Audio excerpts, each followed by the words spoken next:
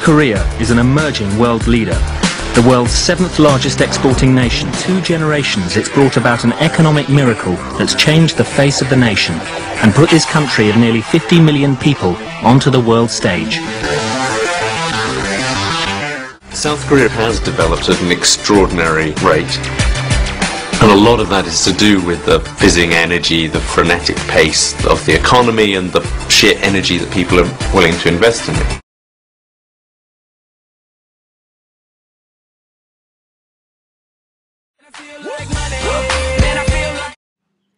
There are many opportunities for foreign investors to get into high-growth sectors, including renewable energy, the service industry, research and development, and logistics. South Korea is the home of the new Green Growth Plan. As more of the world is turning to renewable energy, South Korea is following suit.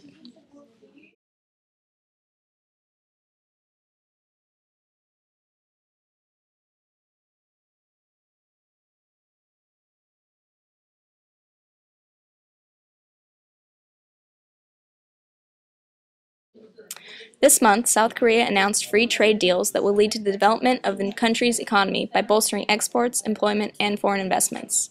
These deals will help South Korea achieve their goal of becoming the world's third largest offshore wind power generator to compete with Europe, China, and the United States. Their knowledge of semiconductors, shipbuilding, and steel manufacturing comes in handy when marketing new wind turbines. Wind power is a growing alternative energy source, and South Korea just spent around $9 billion to construct a 2.5 gigawatt power plant, consisting of hundreds of turbines, which is huge by industry standards.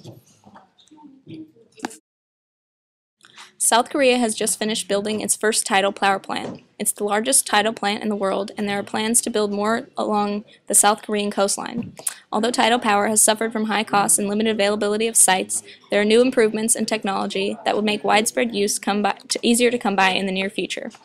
South Korea may seem like latecomers to this renewable energy switch, but they have had no problems with this in the past, as many South Korean companies are now market leaders, another reason for investors to get on the renewable energy train early. Research and development is also a key sector in the South Korean economy. The government has realized these activities can significantly contribute to the economy's growth and have built institutions such as the Korea Institute of Science and Technology so their citizens can get an education at home instead of having to go abroad. These changes have brought many educated South Koreans back to their home country to help increase the already rapid economic development. The skills of the population will help tremendously with the continuing growth of South Korea. South Korea has limited natural resources. Its geographic characteristic is good for agriculture, but it does not have many natural reserve resources unlike countries. Moreover, the land spaces is rather limited. Therefore, many of South Korea's corporate leaders are in cyclical industries such as technology, the auto industry, chemical, steelmaking, and shipbuilding. $1 trillion club, which means it was now part of the 20th largest economy in the world. South Korea follows free trade policies. Almost half the investment came from foreign, who include China, Japan, and the US. South Korea also have free trade agreement with EU. South Korea Consumer Price Index released last week rose 2.3% year-over-year in September after rising 2% in July. Unemployment dropped to 3.2 from 3.4 in July. GDP jumped 4.9% over year-to-year in the second quarter. The first quarter was up a staggering 3.9%. The Bank of Korea quarterly survey of consumer confidence for September hits its highest level in 5-year good edits here.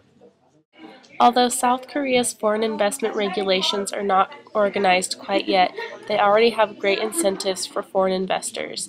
These incentives include reductions on taxes for investing in industries with large economic impact. South Korea is developing rapidly.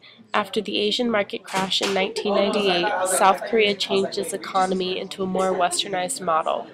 This helped South Korea to adopt economic reform, which made them more open to foreign investments.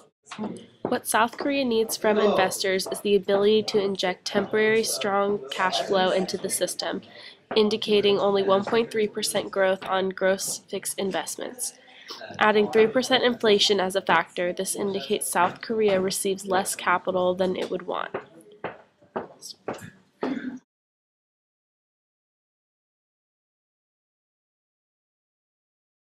economic growth, a strong trading relationship with China, and a leveraged play on global industrial growth. Recent pension reform that will lead to domestic fund and South Korea institutional investor playing a larger role in the market going forward.